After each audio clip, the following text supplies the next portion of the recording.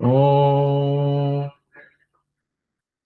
Bhurbhuvah Suvah Tatsaviturvarenyam Bhargo Devasya Dhimahi Dhiyo Yona Prachodaya.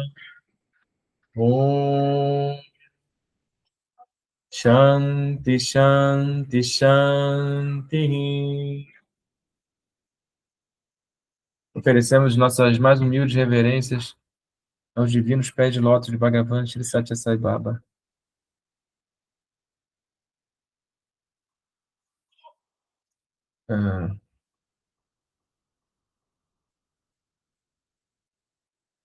Vamos continuar então de onde a gente parou na última vez. Um devoto, no início, dirá: eu sou o devoto de Deus. Tattvai Vaham. Aqui, ele indica que ele é diferente de Deus. Nesse conceito, o devoto pensará: eu sou uma entidade separada de Deus. Deus está em algum lugar distante. Para ver Deus, eu estou me tornando seu devoto. Gradualmente, ele desenvolverá sua devoção ao estágio em que ele fica frente a frente com Deus e ora: ó Deus, eu sou seu devoto. Tavai Vaham. Finalmente, ele alcança o estágio em que ele diz: eu e você somos um. Tvame Vaham. Pensar: eu sou um devoto de Deus é dualismo, Dvaita. Pensar: eu sou seu devoto é não dualismo, qualificado, Visishta Dvaita.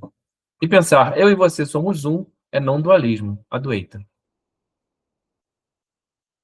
Mas somente quando começamos no dualismo, Dvaita, é que podemos alcançar o estágio de não dualismo, Advaita. Devemos começar nossa adoração a Deus como um devoto comum. Sem a forma, Sakara, e os atributos, Saguna, a adoração do sem forma, Nirakara, e sem atributos, Nirguna, não será possível. Portanto, devemos começar nossa jornada para Deus como um servo de Deus, Dasa. Vou reler. Um devoto, no início, dirá: eu sou o devoto de Deus. Tattvai Vaham. Aqui, ele indica que ele é diferente de Deus. Nesse conceito, o devoto pensará: eu sou uma entidade separada. Deus está em algum lugar distante. Para ver Deus, eu estou me tornando seu devoto. Gradualmente, ele desenvolverá sua devoção ao estágio em que ele fica frente a frente com Deus e ora: ó Deus, eu sou seu devoto. Tavai Vaham.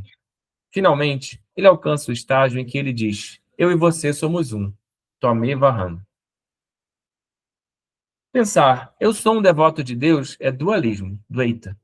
Pensar: eu sou seu devoto é não dualismo qualificado, Visishta Dvaita. E pensar: eu e você somos um é não dualismo, Advaita.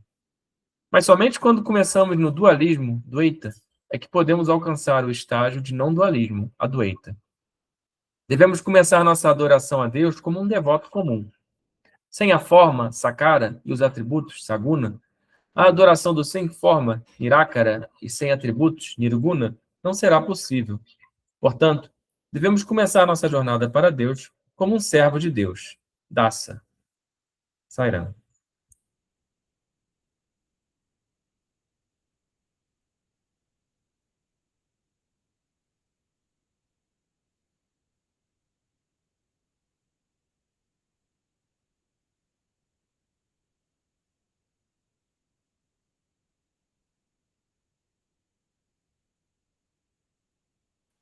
Sairam. Dá para ouvir? Sim, sim. Dá sim para mim. Então, o mestre aí está afirmando que essa forma de devoção que a gente pratica, nós mortais, né, que estamos iniciando na vida espiritual, onde a gente caracteriza o dualismo, né, a gente vive o dualismo, ou seja, a gente é um pouco separado de Deus, né?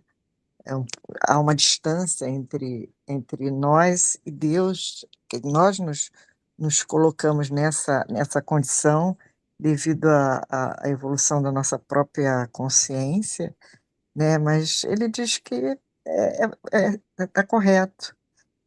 Né, a gente tem que começar, a gente começa assim, né, eh, vendo Deus como somos devotos de Deus, né.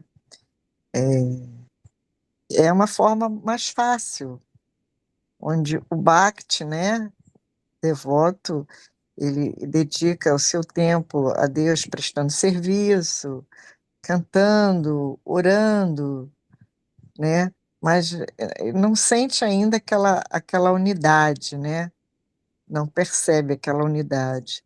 Sai Baba diz que o devoto, quando consegue 11 segundos dessa sintonia com Deus, já é muita coisa. Então, Sai Baba repete muito, né, fala muito sobre a unidade, nós somos Deus, né, não existe nenhuma diferença entre nós e Deus. Mas ele fala, mas, a gente na prática, são pouquíssimos devotos que já experimentaram isso, por mais de 11 segundos, né. Então, isso ainda causa uma distância maior ainda entre nós e Deus.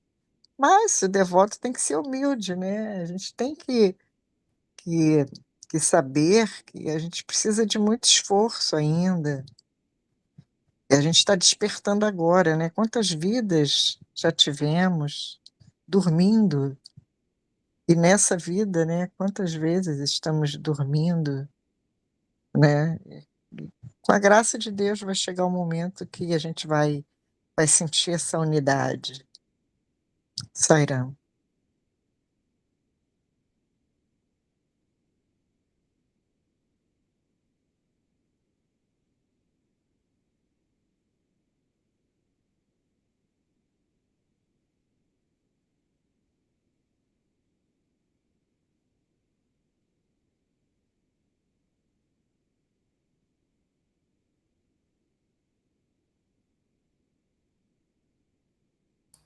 Sairá.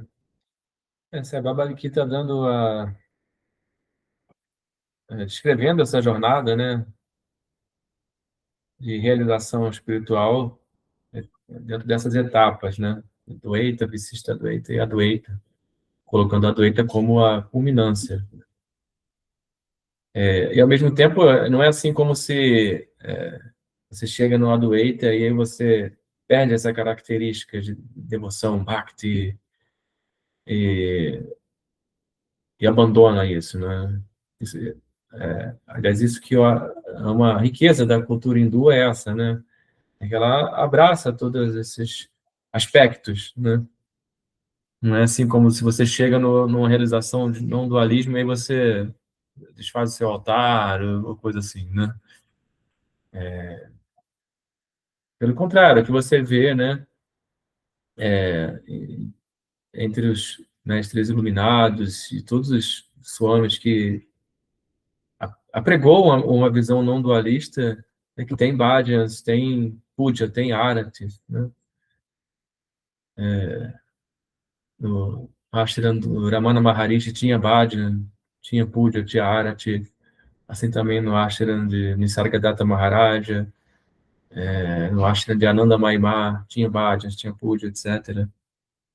Nos centros do Ordem Ramakrishna, né, da Ordem do Swami Shivananda, enfim, todos, estou falando mestres e, né, lugares onde se cultiva uma filosofia não dualista, né? E no Ashram de Sai Baba também, né? Tem Bhajan, tem tudo, Puja e Arati, né?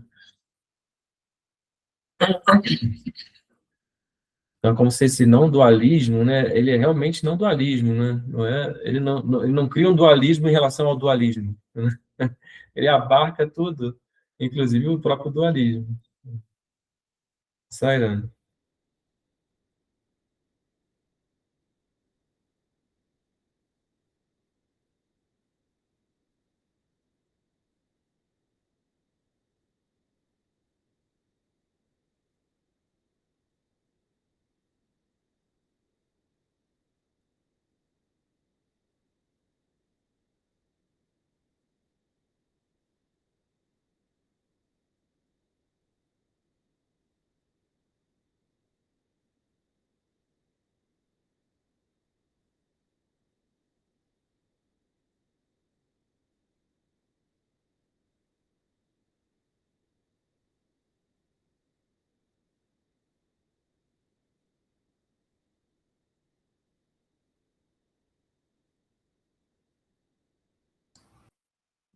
Vou continuar então.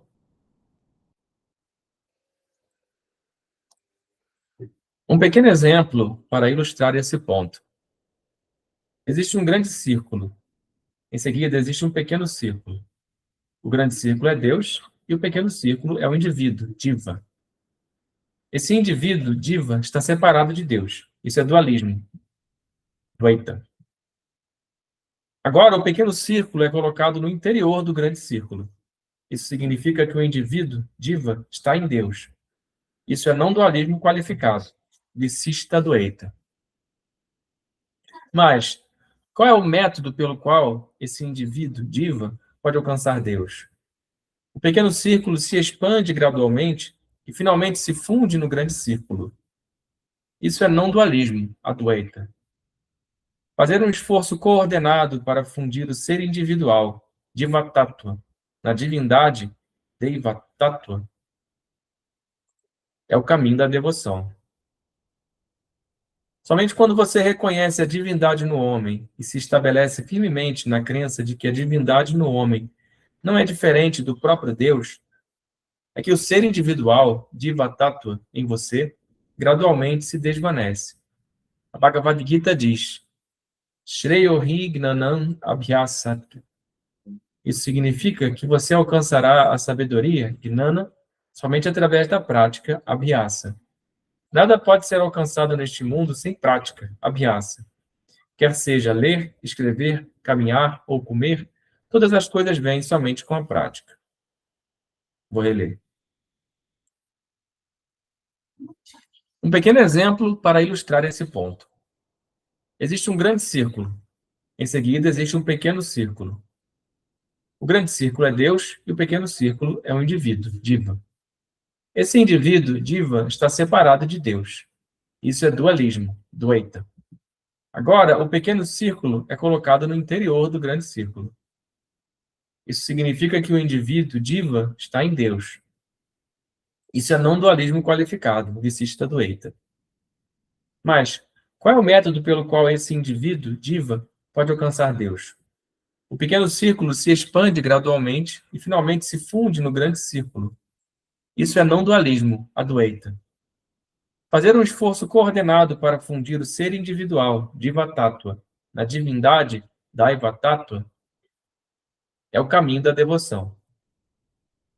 Somente quando você reconhece a divindade no homem e se estabelece firmemente na crença de que a divindade no homem não é diferente do próprio Deus, é que o ser individual, Diva-tattva, em você, gradualmente se desvanece. A Bhagavad Gita diz, Shreyohi Gnanam Abhyasati. Isso significa que você alcançará a sabedoria, Gnana, somente através da prática, Abhyasa.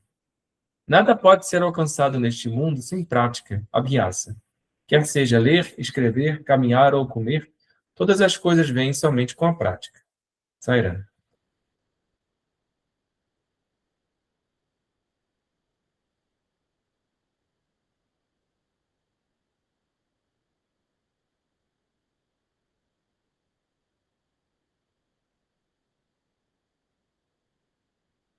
Sairam.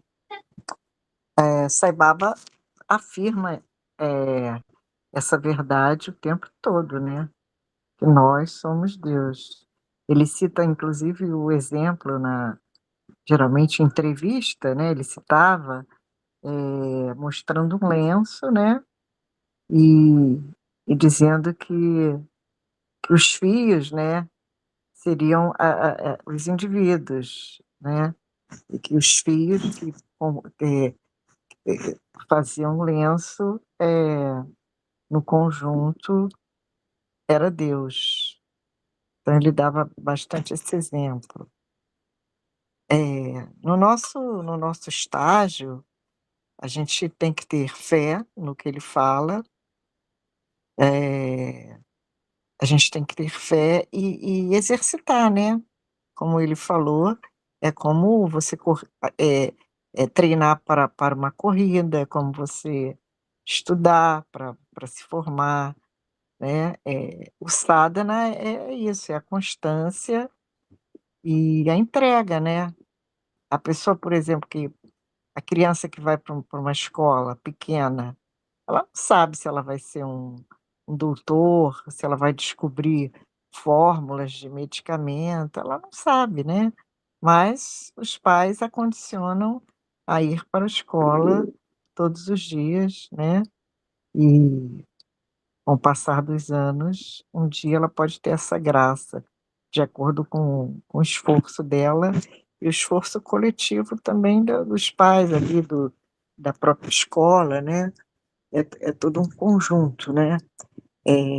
Exatamente, para essa nossa trajetória espiritual, a gente, quando está em sanga, né, isso ajuda muito, o grupo ajuda bastante, a própria família ajuda muito, né. Quando tem muito conflito num lar, você não consegue desenvolver nada, né. Se você tem um lar tranquilo, em paz, você vai caminhando para essa verdade, né. Então, eu acho que no i no o núcleo dessa mensagem é para que a gente, nunca desista do sadhana, né. A gente persiga o sadhana, escolha um e continue ali seguindo e sem se preocupar com o resultado. E também o resultado não nos pertence. É Deus. E uma grande mensagem é que nós o nosso corpo, a nossa personalidade, isso não é nada, nada, nada, nada, não nos pertence. Os nossos talentos, né, a gente não tem que se apegar a nada, a casa, a família, porque tudo é instrumento para a gente se fundir a Deus. Então a gente tem que rezar para que a gente adquira sabedoria e para que a gente tenha uma boa morte, né, para quando chegar esse momento, para que a gente não tenha nenhum apego a esse mundo e possa, eh, seguir, né, e fortalecer mais ainda essa conexão, né, com a luz sairão.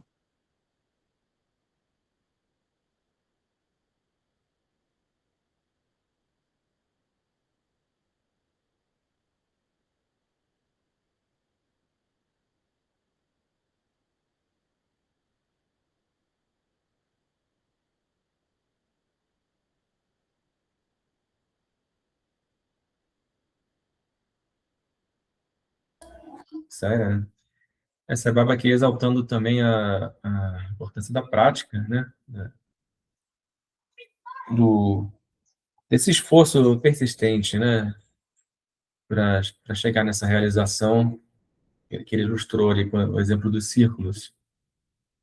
E eu sinto assim que esse esforço é para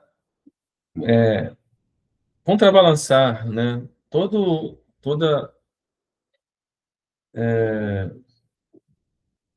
o movimento que, que a gente fez desde que a gente nasceu, ou que fizeram com a gente desde que a gente nasceu, no sentido de hipnotizar a nossa mente para acreditar que nós somos separados, para que nós somos só esse corpo, né? Dentro da minha pele sou eu, fora da minha pele é não eu, né? E desde criança que a gente, né? Nosso corpo recebe um nome e a gente é chamado pelo nome que esse corpo recebe, né? Porque quando eu reencarnar de novo, eu vou ter um outro corpo, esse corpo vai ter um outro nome. Então, o nome que eu uso é o nome, ele se aplica a esse meu corpo, né? E o aniversário, todo ano que eu celebro, é o aniversário do dia que esse corpo nasceu, né? E toda, enfim, toda a nossa linguagem, né, assim, é estruturada é, sob essa perspectiva, toda a nossa sociedade, toda a questão de responsabilidade, né, de ações voluntárias e involuntárias. E desde criança eu posso ser punido por uma ação voluntária, mas não posso ser punido por uma ação involuntária. Então, é sempre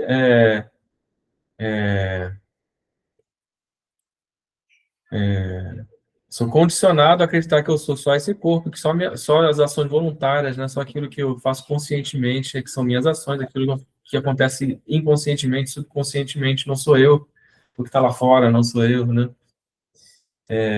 Então, é necessário um processo, né,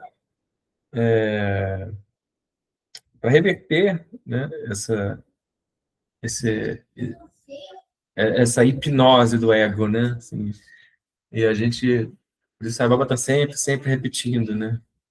Que nós somos o Atma, que nós somos eternos, né? Infinitos, nós somos o próprio Brahman, né? O Atma é o Brahman.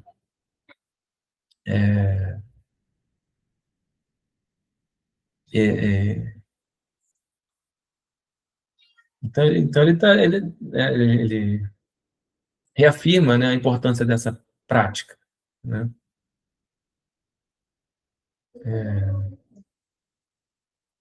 E ao longo do livro ele vai, né,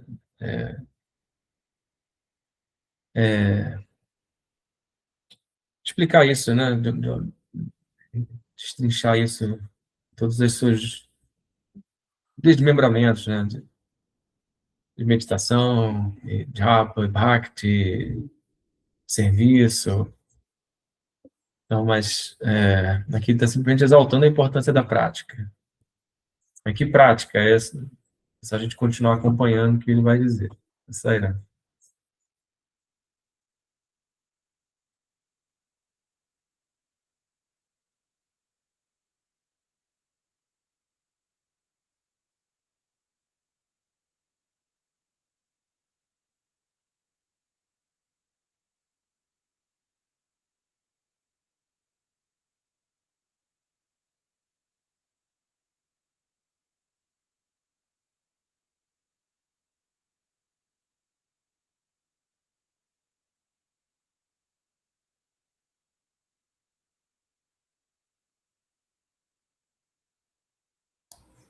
Vou continuar então.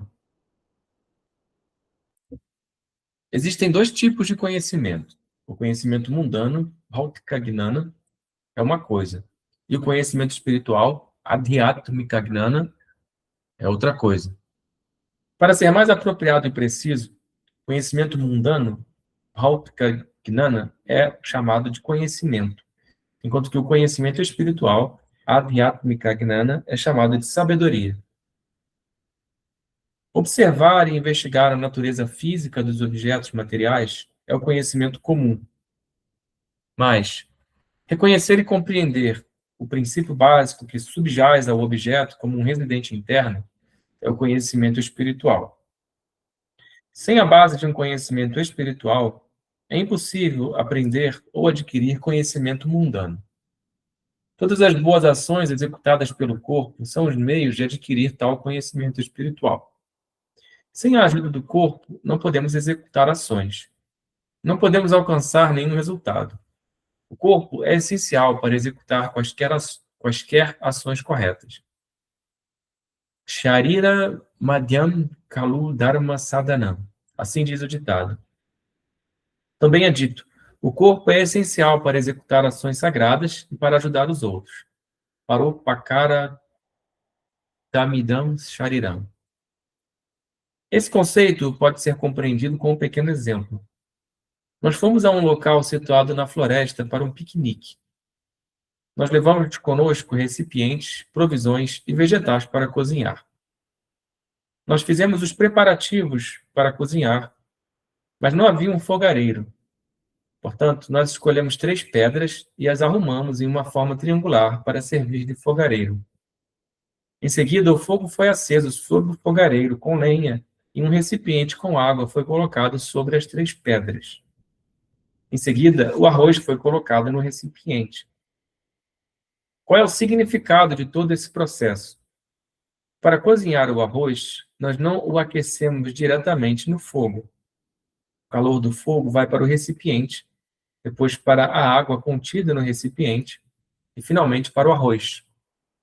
O arroz é cozido no processo e se torna alimento para compartilharmos. Da mesma forma, na floresta da vida, estamos tentando preparar o alimento da felicidade.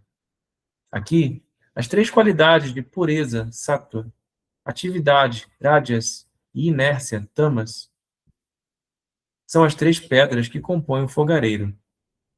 Nosso corpo é o recipiente, nossas aspirações são a água e nossos desejos são o arroz. O fogo queimando no fogareiro constituído das 3 pedras é a sabedoria, gnana.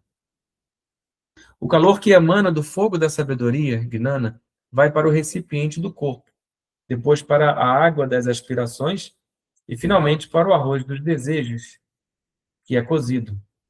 Então, o alimento da paz estará pronto para compartilharmos. O calor do fogo da sabedoria, gnana, não pode e não deve ir diretamente para o arroz dos desejos. Nossos desejos devem ser queimados através do corpo e dos sentimentos. Os desejos devem ser colocados sob nosso controle gradualmente, passo a passo. Ao controlar nossos sentidos e desejos, certas mudanças ocorrem em nossa atitude, resultando na renúncia ao fruto de nossas ações. Karma Phala Tyaga. Não é possível a ninguém renunciar ao fruto de suas ações. O fruto está sempre ali. A Bhagavad Gita disse: não aspire pelo fruto, ma paleshu. Ela não disse: não haverá fruto, na paleshu. Portanto, haverá fruto para cada ação nossa. Mas o importante é, não execute nenhuma ação, karma, esperando pelo resultado, fruto da ação. Execute todas as ações como seu dever sagrado. Vou reler.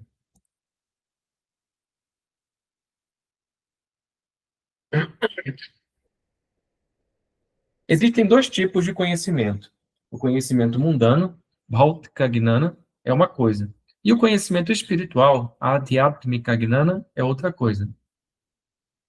Para ser mais apropriado e preciso, conhecimento mundano, Bhautika Gnana, é chamado de conhecimento, enquanto que o conhecimento espiritual, Adhyatmika Gnana, é chamado de sabedoria.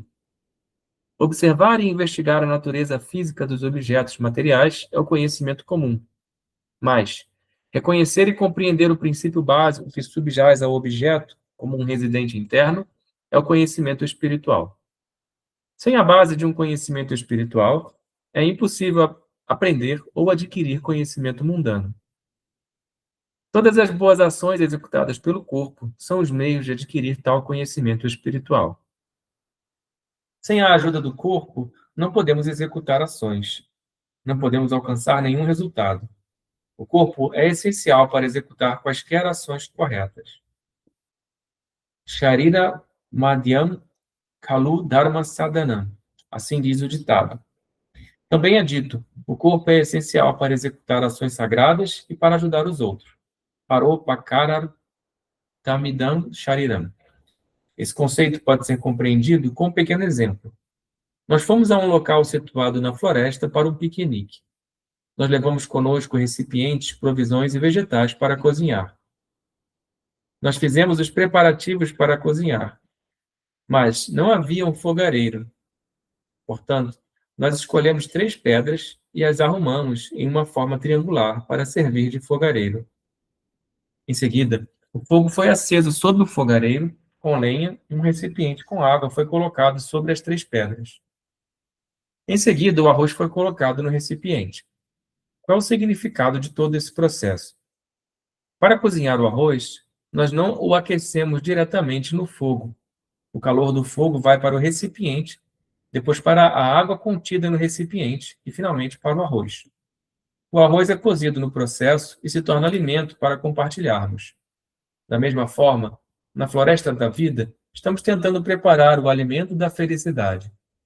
Aqui, as três qualidades de pureza, sattva, atividade, rajas e inércia, tamas, são as três pedras que compõem o fogareiro. Nosso corpo é o recipiente.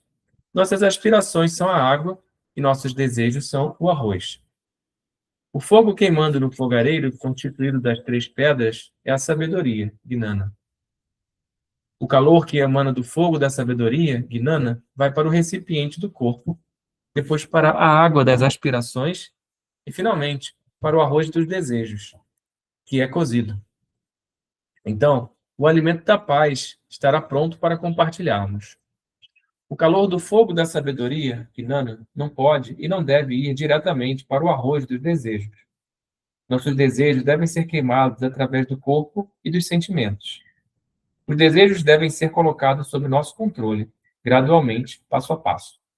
Ao controlar nossos sentidos e desejos, certas mudanças ocorrem em nossa atitude, resultando na renúncia ao fruto de nossas ações. Karma Phala Tyaga. Não é possível a ninguém renunciar ao fruto de suas ações. O fruto está sempre ali. A Bhagavad Gita disse: não aspire pelo fruto, Mahapaleshu. Ela não disse: não haverá fruto, Napaleshu. Portanto, haverá fruto para cada ação nossa. Mas o importante é: não execute nenhuma ação, karma, esperando pelo resultado, fruto da ação. Execute todas as ações como seu dever sagrado. Sairana.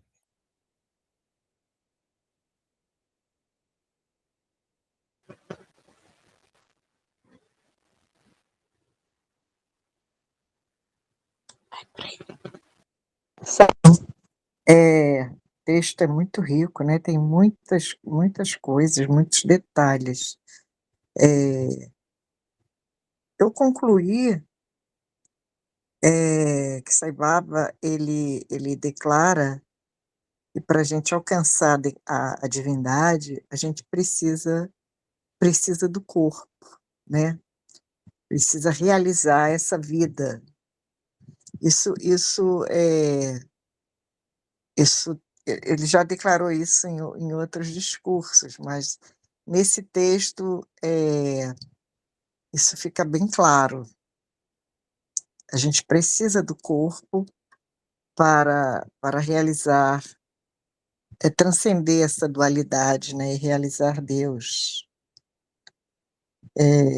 No Espiritismo eles falam isso também, né? O processo de reencarnação é muito importante, é onde a gente aprende a discernir, né, o que é divino, o que é mundano, né? E Sai Baba faz aí uma analogia entre conhecimento mundano e sabedoria, né?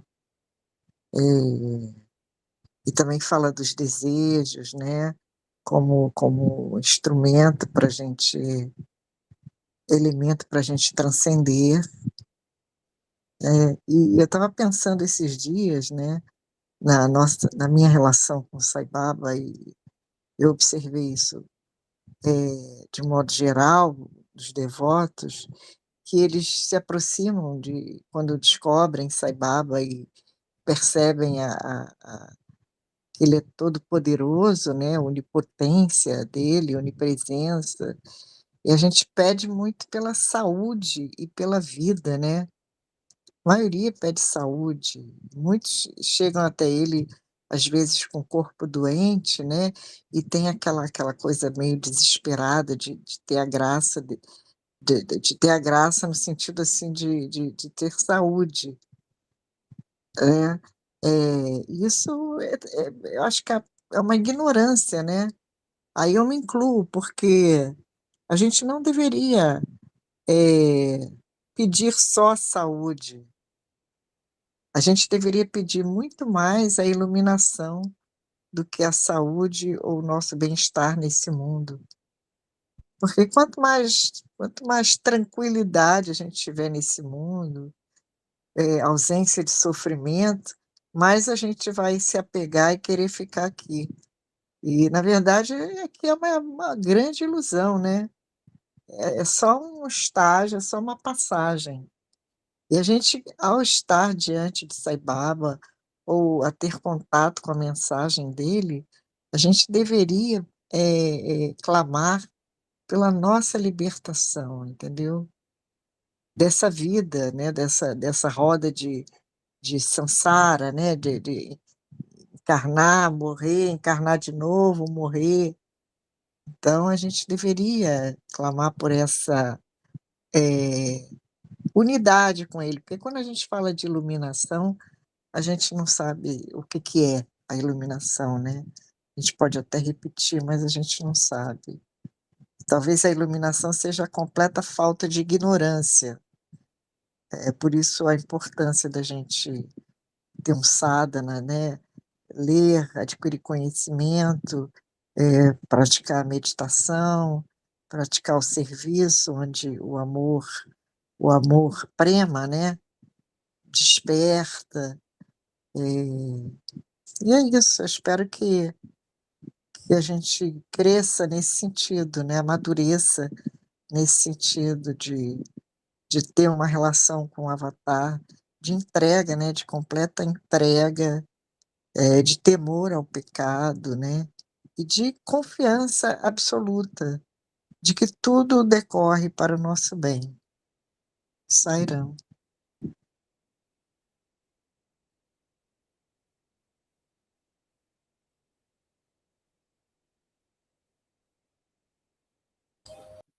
Sairão. Cheguei aqui no meio da leitura, mas teve um pedaço aqui que me tocou, que foi ele falando aí do desejo deve ser colocado sob o nosso controle gradualmente, passo a passo.